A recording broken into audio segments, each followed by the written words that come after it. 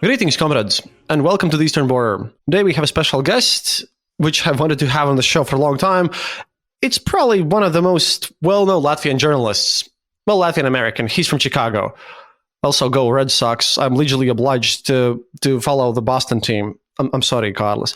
But here you have Karis Streips, one of the most prominent Latvian journalists of all time, and unashamedly homosexual. And he's been open about this and has suffered a lot of persecution for this as well. But he's such a Latvian cultural icon that even in our conservative society, he's one of the most accepted members ever. Oh, and also he comments on all of our Eurovision shows, which I remember him from. That was the first time I heard him, actually. So, hi, Karis, and I hope I gave you a good introduction. Yes, I haven't done Eurovision now for 10 years. I think 2011 was the last time I did that. Secondly, I'm 62, so I'm used to being, I haven't really been persecuted in Latvia. That's not really true. Well, I remember the time when you were still yelling at people in the radio who called you with stupid questions. Yeah, I did. You did perfectly right. Yeah. I mean, I don't understand this. The Latvia still, the politicians claim that if you allow two men to get married, that will somehow destroy heterosexual marriages. I wish I could tell them to go to the Netherlands. See if you can find one heterosexual marriage which has been destroyed because they've had gay marriage since the 1990s. Go to the United States. Any marriage there fell apart because the Supreme Court ruled that marriage is permissible. And the worst thing about this is that our constitutional court told our government that it must pass a civil partnership law. The European Court of Human Rights has now ruled that our government has to pass a civil partnership law. And those fucking MPs can't even get to that point, not even to a discussion, not even to a debate. Where theoretically at least they could talk it out and the stupid people could make their stupid arguments and hopefully let everybody understand how stupid they are. Wait. So you mean to say that gay marriage will not destroy Latvian society as a whole? Wow, such miracles. I mean, Latvian society has gone through such a lot of stuff over the course of the millennia. I mean, there was the Black Plague, and there were the German barons, and there were 2 world wars, and there were 50 years of Soviet occupation. The Latvians made it through all of that, and you're now going to tell me that giving human rights to LGBTQ people is what's going to put an end to the Latvian people? Give me a break. That's my point exactly, because I've been making this show for 8 years now. I've been explaining what's going on here, what's happened in the post-Soviet sphere. And, we take pride in this toughness and everything. And at the same time, watching our politicians just being weak and cowards is just baffling to me. How in the same time they can say that they take pride in Latvian traditions? Well, it's also just a lie. As another thing that is an important part of history of Latvia is anarchists and bomb throwers, rebels. And that's also just silenced down. Latvians get their backup. I mean, they burned almost all of the German mansions back during the 1905 revolution. They said enough. In 1918, nobody thought that Latvia could be independent when they declared independence, and they had to fight a 2-year war before they really got their independence. When Latvians get their backup, they can get stuff done. But I mean, it's this very traditional society. It's a rural-based society. That's what Latvians think of themselves as. Living in the countryside, and you grow up on the farm, and you help with the farm work, and then you get married to your girlfriend, and you have 73 children, and then they take over the farm, and blah blah blah blah blah. That's sort of the ethos of the Latvian people. Well, I grew up in the countryside, but that's a special countryside. That's Latgale.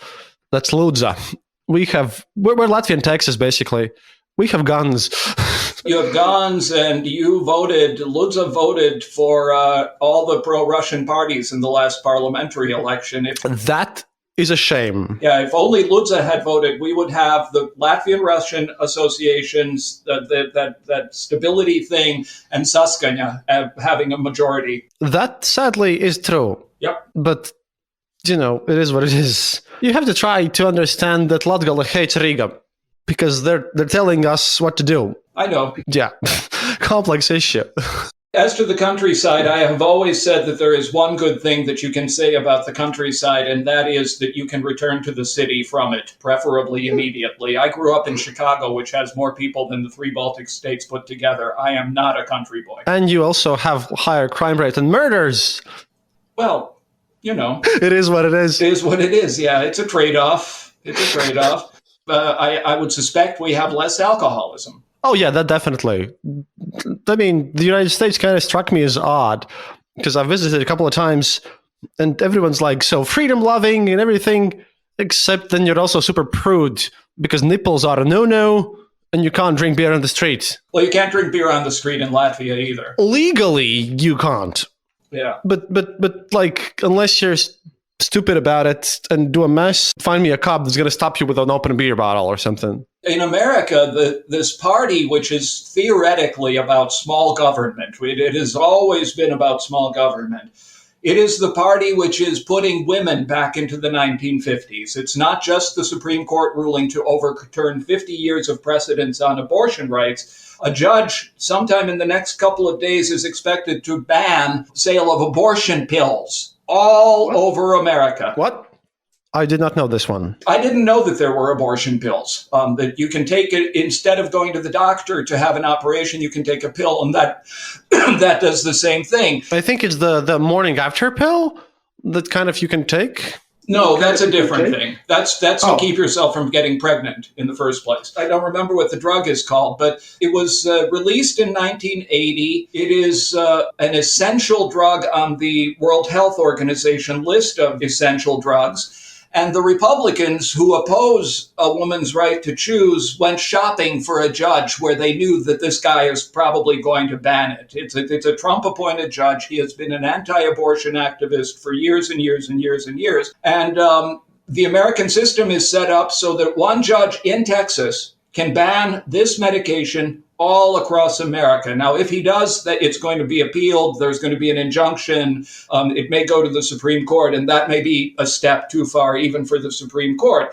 But I mean, this is the party which wants small government. In Florida, Governor DeSatan, as I call him, is spending this legislative session telling high schools that they are not allowed to teach American history if they talk about racism and slavery. They are not allowed to talk about these things. They have told the entire education system that they are not allowed to talk about human sexuality at all.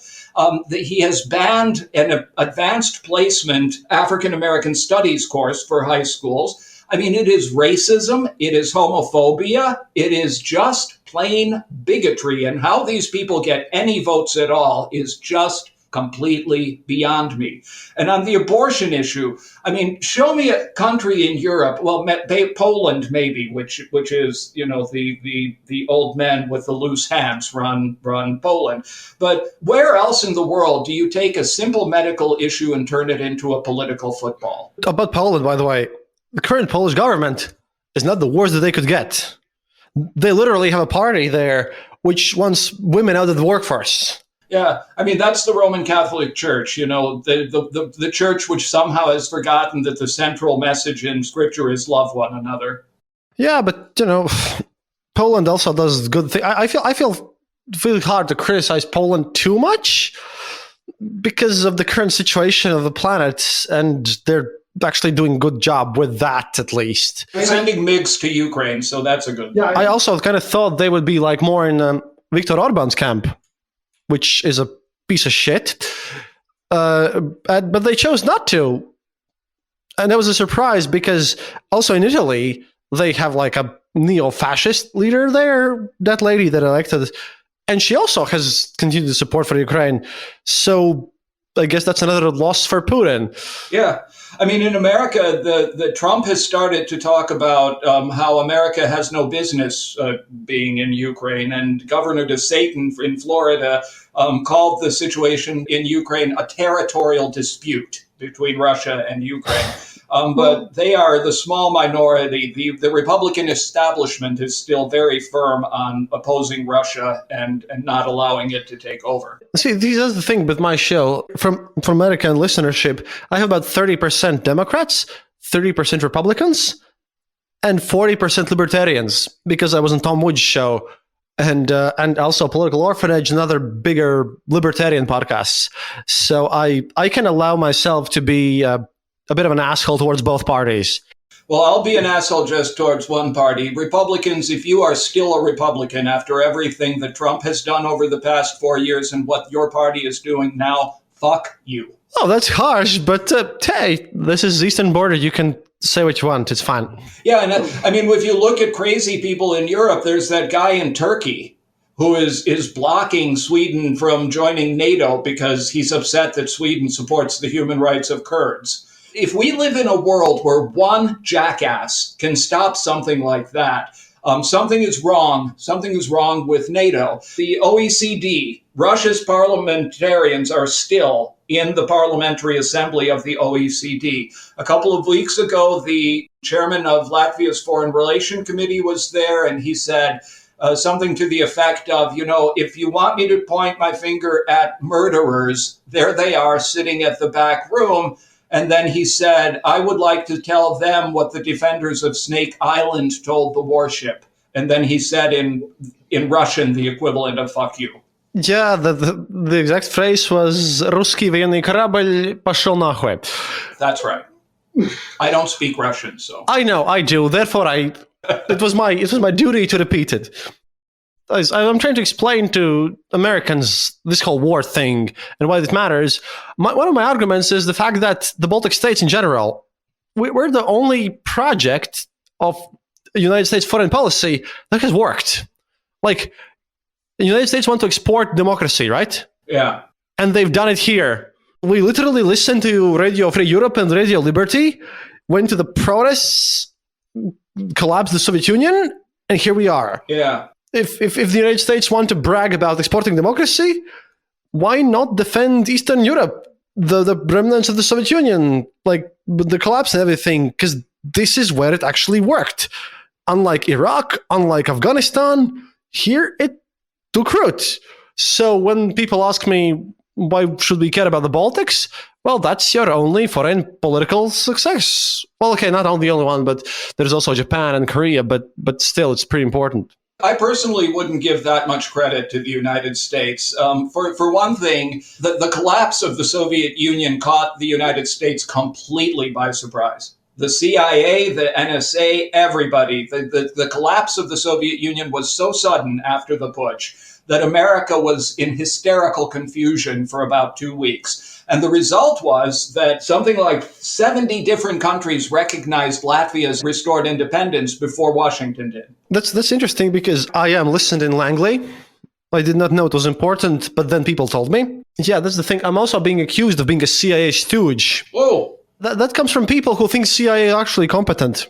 I've been accused of being a CIA person, an FBI person, and a KGB person. Well, I think people have learned in these days that FBI only works in the United States. So I'm only CIA and KGB stooge at the same time. There we go. Yeah. It's nice to talk with another member of the nice organizations. Yes, good to talk to you too, comrade. I sometimes have to put on my thick Russian accent and make it funny because I talk about sad stuff. Talking about disasters and terrible stuff, what do you think about the whole Russophobia speech in United Nations by Russia? Russia has always had this very unique combination of, at the same time, having delusions of grandeur and having an insane inferiority complex. On the one hand, we are powerful, we have the nukes, we have our rights in Eastern Europe, but on the other hand, everybody's against us. Poor us. Everybody's conspiring against poor little Russia. It is ludicrous. And the United Nations, I mean, if Russia has a veto in the Security Council, that means that there is a murderer who is serving as his own judge, and that is all kinds of wrong. Well, yeah, I'm just reading on the United Nations, kind of this whole security briefing, and the United States mission to the United Nations posted a response to this. Some quotes from this is just great. That quote: "The United States welcomes serious discussions into the detrimental impacts of hate speech and harmful rhetoric. We regret that this meeting is a missed opportunity to do so. The Russian delegation called this meeting today by claiming Russophobia is, and I quote, one of the most gruesome and repulsing aspects of the Ukrainian crisis. Are we to take this statement seriously as Russian missiles raid down in Ukrainian cities and kill civilians? End quote. That would be like Hitler complaining about Naziphobia. It's exactly that, and that's the worst part, because I was banned from Twitter and I had to make a new account for that, because some people really didn't understand why I got angry at them for, well, calling me a liar. And this is, I guess, a part of journalism, because when you're there and when you see things and they impact you in a certain way, because you can't cover anything without being touched by it yourself. And then the first reaction in these days is being called a liar and a sham and sellout. Yeah. Twitter let you set up a second account? I did the same thing. My IP address is banned for life on Twitter. Oh no, I had a personal account, which I had set up 4 years previously before my podcast account. So technically, I did not set up a new account. I just changed the name of my old one. Yeah, I mean, I went on Twitter with the fake name just to see what was going on, and I can't help myself. If I see somebody like Marjorie Taylor Greene saying something stupid, which is inevitable. That's a congresswoman in America who once said that forest fires are caused by Jewish space lasers. This woman is just absolutely nuts. And I tend to tell them exactly what I think, and then I get banned for being rude, and then I set up another account and blah, blah, blah. I don't really care. I'm not a person who is particularly interested in expressing my thoughts in 100 characters or less, or whatever it is there. And I know that Elon Musk has basically destroyed Twitter now, so I'm all good with that. Yeah, but it still is a pretty important social media. Then again, it's interesting how in these days we have to focus on social media. Like, I'm a member of the NAFO movement, donated to the Georgian Legion. Well, I also donations to my A happened, and then I got one of the funny dogs. And I just find it funny that random memes with funny dogs basically destroyed Russian troll farms on the internet. And I have to ask you another question about the Russian war. What do you think of the whole pro-war movement in Russia? Like the guys who are criticizing Putin, like my best nemesis Igor Girkin, who are very pro-war, yet they're anti-Putin. The very ultra-nationalists. They have a stance there, and they're showing political ambition. Yeah. I, for one, believe that Russia will fall apart in this war. But maybe there's a chance of these people taking power. What do you see of this far-right movement in Russia and the future of Russia in general?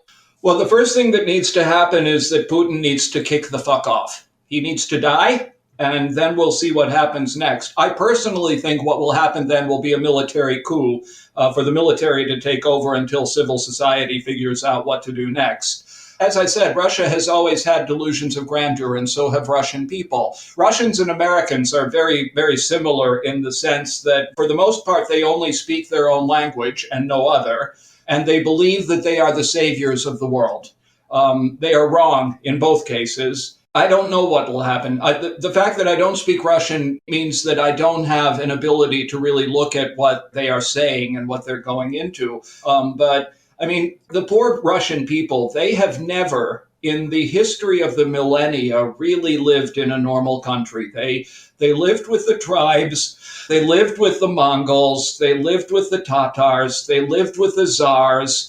As soon as the Tsars were gone, the Bolsheviks took over. As soon as the Bolsheviks took over, there was 10 years of a fat alcoholic who didn't know what he was doing and then turned the whole thing over to a neo-Stalinist. The Russian people have never had a chance, really, to be a normal country. Well, this is why my podcast is there. Yeah, I literally am trying to explain all the things that you've been telling, like in this conversation. And that's also the saddest moment of my show, where I went on the Martyr Made podcast, which is pretty huge. It exploded with topics about Israeli situation with Palestine and everything. And sadly, in this case, my friend Darrell Cooper has picked a very pro-Russian position, so to speak. And I went on his show early in the war. And when I told him that, Putin comes from the position of lies, and Russia is a country that is run by понятия, the Russian Bratva laws, the Russian organized crime, and that they lie and cheat and that making honest deals is dishonorable, well, he just told me that that's unbelievable. No country can be run by criminals and on pure lies. And then I told him he does not know Russia. The same happened when, Western perceived Russian experts. I have one question to them always. I always ask anyone who calls himself a Russian expert from the West, does he know the difference between the red and a black prison? In normal cases, if you call yourself a Russian expert, you should know that red prison is run by the administration, while black prison is run by the organized crime. It's kind of in the culture. And you should know. If you can't answer that to me, then yeah, I don't trust your opinion. I think that all that any American needs to know about Russia is the fact that it is currently illegal to protest even by yourself. Even if you go out with a blank sheet of paper, you're going to be arrested and tossed in jail. That's all an American needs to know. Well, there are funny cases of this because they tried various papers of it. They even didn't even write anything on it. They even pretended to just have a blank paper. At all times, everyone's arrested. Yeah. It's a regime that absolutely does not have a sense of humor. That's the long and the short of it. Yeah, but the question, by the way, which people have asked me is about the Dozhd in Latvia, that TV channel. I personally think that they made a lot of mistakes, but that the harsh reaction of our highly intelligent, in air quotes, politicians was a bit overreaction and a bit too much. What do you think about the situation? Well, the government told Dozhd very clearly what it needed to do if it was going to operate out of Latvia. And one of the things that they were told that they had to do was put Latvian subtitles under their show. They never did that. I personally think that one journalist putting up a map in which Crimea is seen as part of Russia is not reason to ban a television channel. To a certain extent, Latvians have gotten hysterical over this thing. There's this sense that Latvians have decided that every single Ukrainian is a good person. Every single Ukrainian refugee is a good person. And on the flip side, every single Russian is awful and terrible, and we don't want anything to do with him. And we're seeing this now in this situation with the monuments. It was clear that the occupation monument had to go, the one that was called the Monument to the Liberation of Riga by the Soviet Union, blah, blah, blah, blah, blah, blah, blah. That had to go. Just like when Latvia first became independent, the first thing to happen was that the Lenin Monument was taken down and carried away. But now we're getting into this big discussion about, for example, Pushkin, Alexander Pushkin, the 19th century writer. Because he was, supposedly imperialist, and so and he was also black, by the way. I know, and he needs to go. The guy lived in the Russian Empire. What was he supposed to be if not a representative of the empire? Trying to retroactively put the sins of Vladimir Putin onto every Russian throughout history is rather ludicrous. I'm personally not going to stop listening to Tchaikovsky's music just because the fascist at the Kremlin has committed genocide in Ukraine. Also, interestingly enough, Pushkin was a Russian empire, as you said. By jurisdictional standards, modern Russia has nothing to do with the Russian Empire. They are a successor of the Soviet state. And Soviets very firmly announced themselves to have no ties with Tsarist Russia, because otherwise they would have to pay all the debts of Tsarist Russia. So Soviet Union was technically a completely new state. And this current Russia is a successor of that, instead of the Tsarist Russia. So any Tsarist Russia remembrance, nothing to do with modern day Russia. Just important things. Putin declared years ago that the collapse of the Soviet Union was the greatest geopolitical catastrophe of the 20th century. Not World War I, not World War II, not the Soviet Union's disastrous war in Afghanistan, but the collapse of the... Yeah, that's true. This guy is an unreconstructed KGB agent from Eastern Germany, and that's all he'll ever be. There is a saying that there is no such thing as an ex-KGB agent. Exactly. And that's the thing. And if I say things that I'm telling those to listeners. But yeah, this is just kind of weird. I'm afraid also what happens if Russia falls apart because of this situation. because, for example, Ramzan Kadyrov will just leave any government whatsoever with any democratical notions even. So, And otherwise, Russia is going to just turn into a world's largest North Korea. I've always thought that Russia is simply too big to be allowed. And there is nothing that people in Petrograd have in common with people in Vladivostok, other than the fact that they are in the same country. Well, they are the world's largest colonial empire, except land-based. It's literally a colonial empire. They have metropolis, they have colonies. Done. The sad thing is that Putin has decided that he wants to recreate the Soviet Union sort of 1 square kilometer at a time. It was Transnistria taken away from Moldova and recognized as independent. Then it was South Ossetia and Abkhazia taken away from Georgia. Then it was Crimea taken away from Ukraine. Then it is the Lugansk and Donetsk being declared as independent countries. I mean, this is silly. This is a country that stretches from the Baltic Sea to the Pacific Ocean, and it has gained territory of what, like 3,000 square kilometers, 5,000 square kilometers? Yay! What an accomplishment. Yeah, it's not like that they have issues with population and that they have already all the resources they would ever need. But I think it's because, they have to show something to the populace. They are conquering things and all this stuff. And also, I love the argument that we're fighting now invaded Ukraine because they wanted to attack us. Yeah, explain to me how non-nuclear Ukraine would attack nuclear Russia and do anything of that sort. It just makes no sense. Early in the war, we saw that column of vehicles coming towards Kiev from Belarus, and it had to stop because evidently it hadn't occurred to anybody that tanks need fuel, and then when tanks run out of fuel, they need more fuel.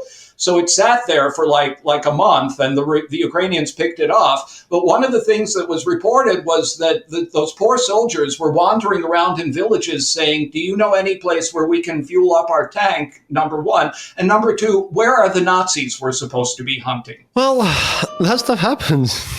In a sense, my favorite story from the war is the grandma that bought, that baked the pierogi laced with arsenic and gave them to Russian soldiers.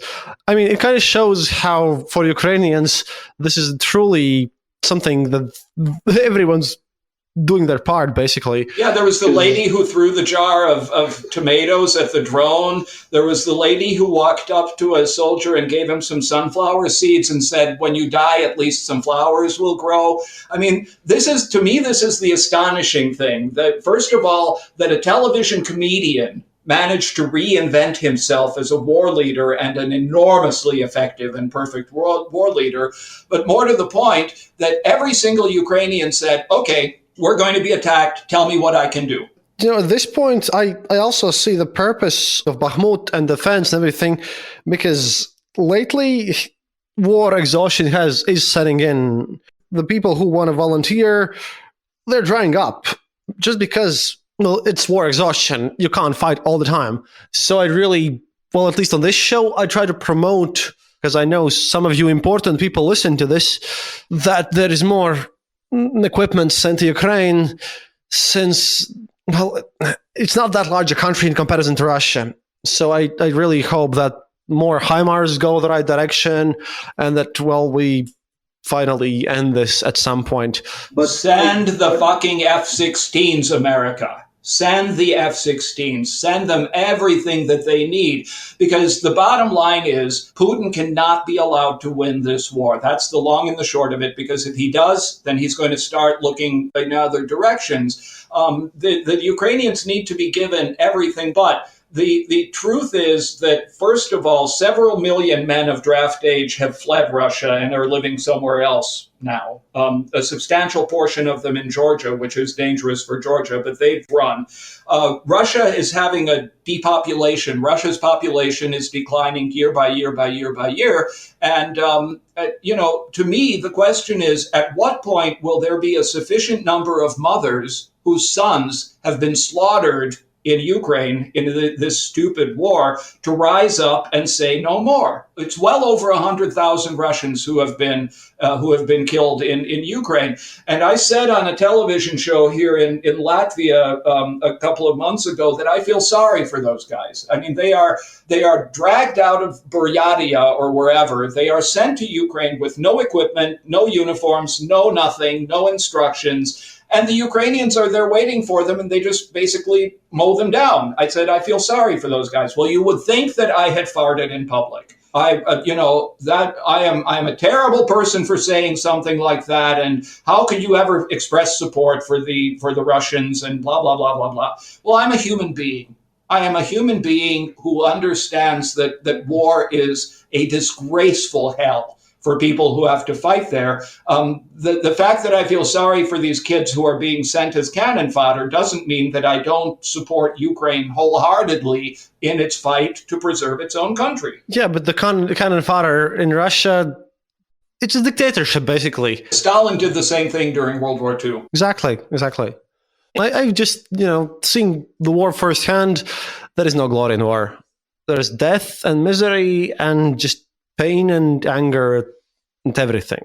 I mean, as much as I like Teddy Roosevelt, his optimistic views on warfare are, misguided. Teddy Roosevelt was active at a time when there were no nuclear weapons, for one thing. The Western world really has come together in a remarkable way, it seems to me, to support Ukraine. But there have been some kinks. Do you know why the Academy Awards people did not allow Zelensky to address the Oscars? No, sadly I don't. It's because everybody involved in the conflict in Ukraine is white, and that might be offensive to black people in America. But the ceremony is viewed by much more people than America. Yeah, but that's what they said. And there are black people fighting for Ukraine in America. Yeah, that's the funniest part, because Russian propaganda uses literally the amount of black people killed to show that there are NATO mercenaries. Yeah. And they just extend the number like a bit. Yeah. Hello there, and thanks for listening to another episode of The Eastern Border. Dear Patreons, thank you more than ever for supporting our show. Your donations are crucial to keep us going, and right now all of your money is going to securing good information for you and to fund Kristaps' actual real-life mission to Ukraine to report to you live about the war that is going on there. Also, we would like to use this opportunity to urge you to donate to other organizations that are helping people escape Ukraine safely and to defend the country for those who decide to stay on the ground. One such organization we would like to highlight is the Defending Ukraine Together Come Back Alive movement. Launched in 2014, the Come Back Alive became the biggest organization providing support to the armed forces of Ukraine. You can donate directly from their webpage, comebackalive.in.ua. Remember that no donation is too small. In this situation, every dollar matters, every cent matters. If you're uncomfortable with giving money to war, they do have a position on their website that they are providing Ukrainian army with laptops, lights, photo equipment, cables, and is not purely military. Perhaps that might change your mind, but remember you can also donate to strictly humanitarian organizations such as the Red Cross and others that are helping people escape Ukraine safely. Please also keep following us on social media for all of your latest updates on Eastern Border on places like Twitter and Facebook. Keep listening, keep yourself informed. That's all from me now. See you online.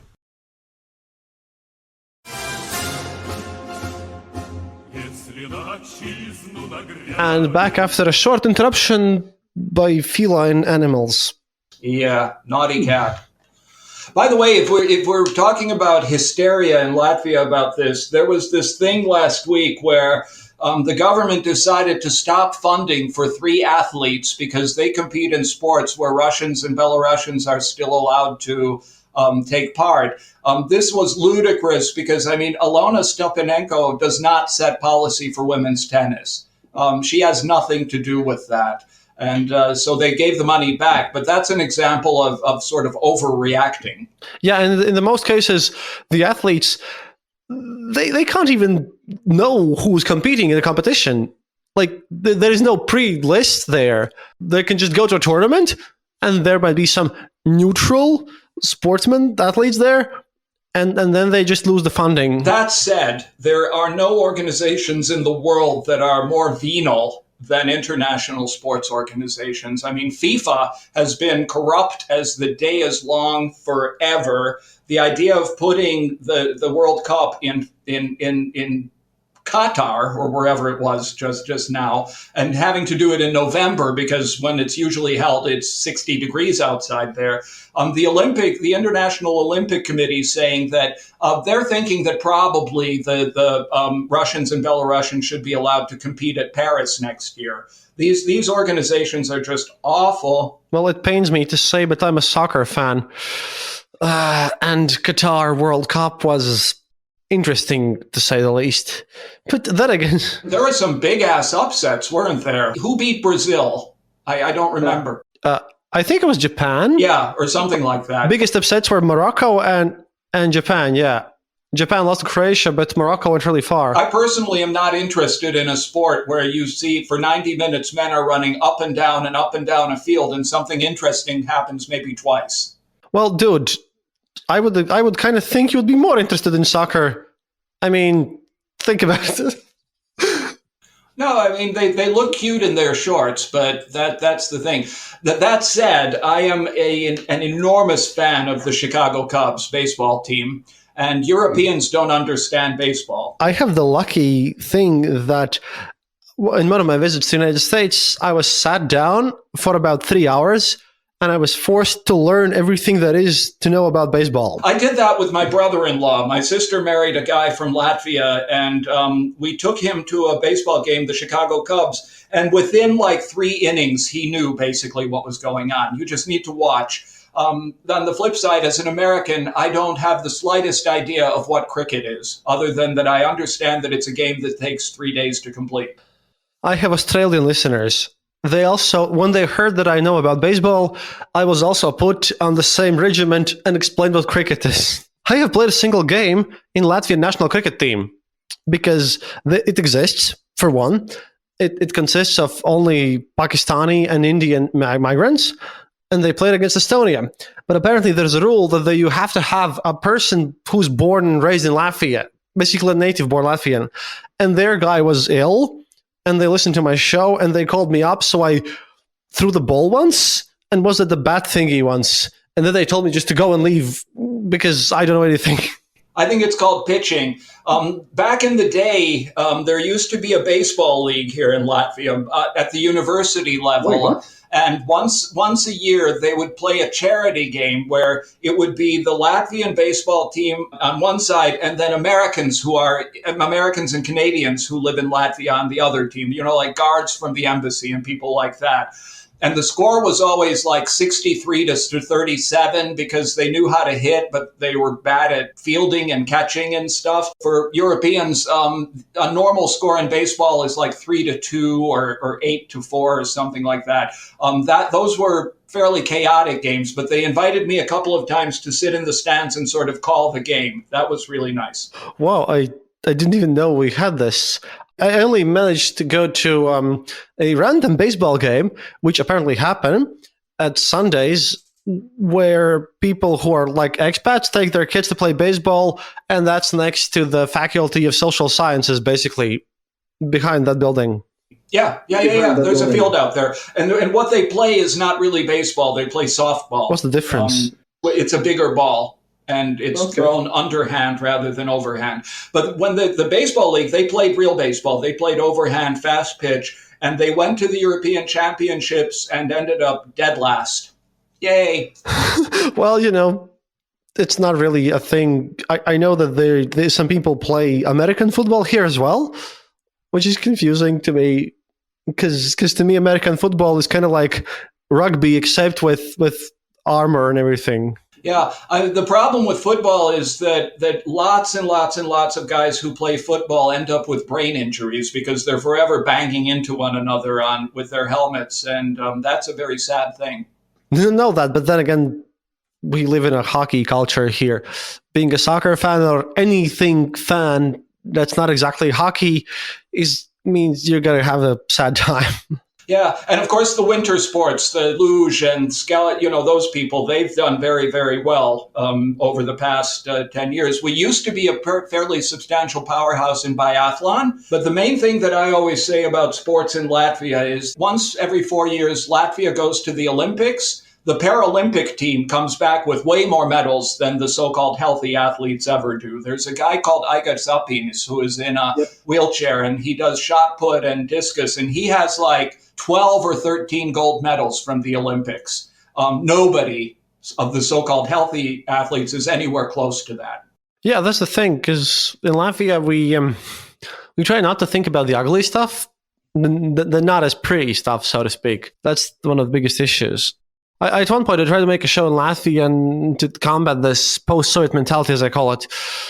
But, had a bit of issues with production. Homo Sovieticus, as people have called it. Yeah, it's hard to explain this mentality that dominates here to Westerners, because we're trying to be very Western, but we're not particularly good at it. Yeah, it's true. But then on the other hand, we have all of our culture. This year is going to be once every 5 years, Latvians throw themselves a big song and dance festival, Dziesmu svētki and Deju svētki, as they are called. I used to be a big folk dancer in America when I was growing up, and I've been to a couple of song festivals in America, and I went to the early song festivals here in Latvia, but concluded that when it comes to the big concert at the end, if you've seen one, you've seen them all, because the repertoire doesn't really change. And I can't watch folk dancing in Latvia because during the Soviet occupation, they completely changed what Latvian folk dancing is. It is more ballet now than it is traditional folk dancing. Well, I used to be in one of those collectives when I was a kid, participated in those dance fests. I was in Teiksma, mind you, run by Jānis Ērglis, the guy who usually does the choreography for all the dance festivals. That was brutal. It was more of a sport than an artistic thing because it was tough for a kid to do that. It was. I spent a year at the Münster Latvian High School in Germany in the 1970s. It was the only school outside of occupied Latvia where all classes were taught in Latvian. And because Germans go to school for 13 years, what Latvians in America and Canada and Australia did, and elsewhere in Europe, finished 12 years of high school and then went for one more year to Münster. And the main thing that I learned there is that biology in Latvian is not any more interesting than it is in English, which is to say not interesting at all. But the point is that I was given leadership of the Münster folk dance group, and I took them to the Boston Song and Dance Festival in 1978 with a dance that I choreographed myself. And we took part in the competition and got 6th place. But the first 5 places were gotten by a man named Zigorts Miezīts, who was a legendary choreographer from Toronto, Canada. So I've always thought we were in 2nd place. And then years and years later, the Song Festival was in Chicago when I was there. And I went to the folk dance thing, and they danced my dance. Wow, that's amazing. Didn't know this fact. I was sitting there in the freezing cold auditorium, which was air conditioned to half to hell, and crying. By the way, a question that I was told to ask you, because I have a bunch of listeners from Europe and everything, and from Australia these days. How did you end up commenting the Eurovision thing? Because you are sort of synonymous with it, even though you haven't done it for 10 years. Last year that I watched was 2007, by the way, and I voted for Lorde because I'm a metalhead. Hard rock, hallelujah. They asked me. I was working there. I had a show called Skats no Malas, which was a journalism roundtable, and they said, would you like to do this? And I said, sure. And it was the year before Latvia started to take part, the year before Brainstorm went and got 3rd. So that's when I started. Talking about Skats no Malas, dear listeners, that's one of the reasons why I'm a journalist, because I grew up watching that. And also the Domburs one, Kas notiek Latvijā. These 2 shows basically pointed me at my direction where I'm now. So thank you, Mr. Streips. Yeah. The problem with Domburs show was you cannot interview 11 people at once. That he always had a huge number of people for that hour-long show. And that means that two people are going to talk a lot and most of the other people aren't going to get a word in edgewise. Yeah, that's true. I recently had like two people instead of one, and it was a bit of a mess. They had a lot of fun though. Yeah. Also, in general, in post-Soviet sphere, the whole journalistic tradition is almost non-existent. We have Diana, but that's nowhere even near the level of like the impact that I guess New York Times have or Washington Post or stuff like that. Just the same as with the Republican tradition in the sense of voting and everything, we still have like a lot to learn and everything because of the post-Soviet mentality. Vienna used to be a very serious newspaper and a very good newspaper, and then there was sort of a coup and a bunch of oligarchs bought it, and since then Vienna has been nothing special. To me, the professional journalism outlets now are the magazine Ir, the two investigative shows on TV3 and TV whatever, De Facto and Neka Personiga, and the investigative journalism organization Re Baltica. Other than that, newspapers are dying. Newspapers are dying all over the world. If you look at the internet, Delphi does a lot of independent reporting and analysis, but the internet is a sparkly kind of thing. The internet is more about visuals and clicks than it is about serious content. And so that's a problem. Yeah, I know that firsthand because, well, although I'm pretty big, I could be way bigger if I would, do some clickbaity stuff. But to people who don't know, Mr. Streips here runs something like a John Oliver situation, I suppose. You have your late evening show. Yeah, it was supposed to be like a John Oliver show. There are two problems with that. One is I'm not John Oliver. Second, I don't have 50 people writing jokes for me for the show like he does. And third thing is that I often discuss topics that don't really lend themselves to comedy. I know that John Oliver can take any topic whatsoever and make it funny. I can't.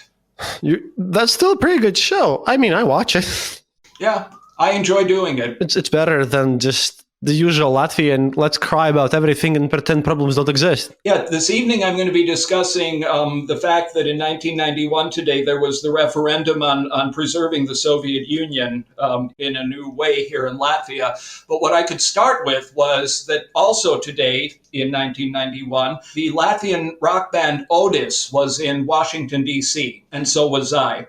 And the rock band Otis, the night before, performed in a bar in Washington where they were spotted by a producer from Black Entertainment Television who liked what they were doing. They were white boys from Latvia, but they were singing funk and blues. And so they were invited the next day to come to Black Entertainment Television and take part in a program that was hosted by the jazz pianist Ramsey Lewis. I was taken along as a translator, and the set there was sort of like a cafe with tables and then a little stage. And on one side of the seats were taken by staff at Black Entertainment Television, and the other side was taken by everybody who worked at the American Latvian Association and the World Federation of Free Latvians, where I was working. So I took all of them along. And it started with an interview. Ramsey Lewis wanted to interview Agnes Mednis, who was the lead singer of the group.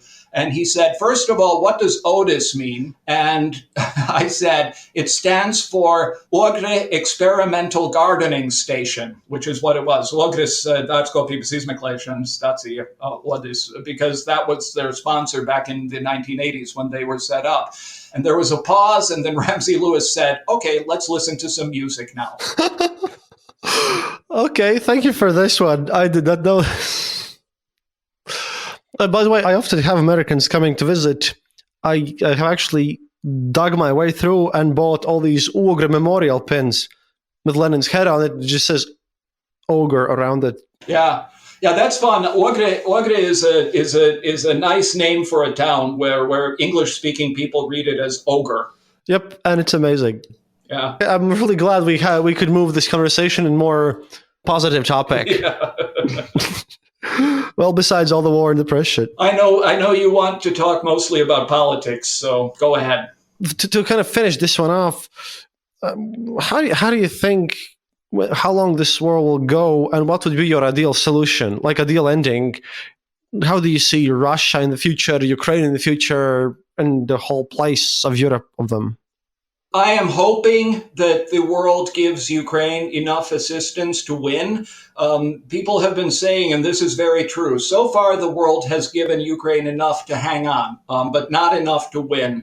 So it needs to get the HIMARS, it needs to get the fighter jets, it needs to get all of these things. Ideally, Ukraine will get Russia out of its territory entirely. I don't know about Crimea. Crimea is a separate issue, because it is true that Crimea used to be a part of Russia, and then in the 1950s, Khrushchev gave it to Ukraine. So that's a different issue. But eastern Ukrainian lands, where the Russians have been marauding now for 8 years, that needs to stop. They need to be kicked out of there. And from there, what is going to be important is what the world does to Russia once the war is over, because people are going to need to be held to account. The International Criminal Court is already preparing to file charges against people. And as far as I'm concerned, every time Ukraine captures a Russian soldier, that soldier needs to be sent straight to The Hague. Start low, start with the beginning, and work yourself up, like the investigators in America right now started low with the January 6th insurrection and are working their way slowly towards Donald Trump himself. Well, that's a bit rough, but I expected nothing less of you. So thank you, Mr. Streips, for being on our show. And, well, it was really nice to talk to you. Yeah, thanks for having me. No problems. I will be sure to definitely message you at a future date as well.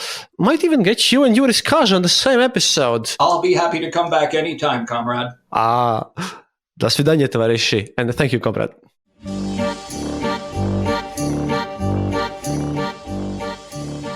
Thank you for listening to the Eastern Border Show. If you have any questions or comments, go to our website, theeasternborder.lv, and leave a comment there. Or email us at theeasternborder@gmail.com. We'll be sure to answer. You can also follow us on social media and contact us there. If you enjoyed this episode, then leave us a review on Apple Podcasts and tell your friends about us. It really helps us grow the show. And remember, happiness is mandatory.